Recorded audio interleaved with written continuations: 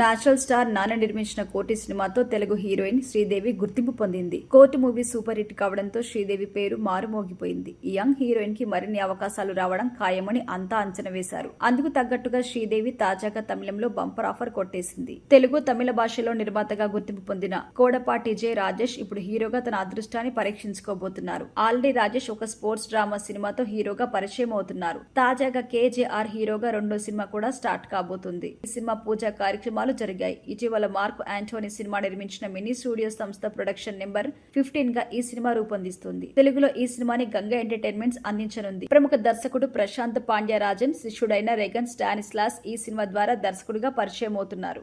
అయితే కోర్టు సినిమాతో మంచి పేరు తెచ్చుకున్న శ్రీదేవి ఇందులో హీరోయిన్ గా నటించబోతున్నారు. శ్రీదేవికి ఇది క్రేజీ ఆఫర్ అనే చెప్పాలి. కోర్టు మూవీలో టీనేజ్ రొమాన్స్ చూపించిన శ్రీదేవి ఈ సినిమాలో పూర్తిస్థాయి హీరోయిన్ గా నటించబోతుంది.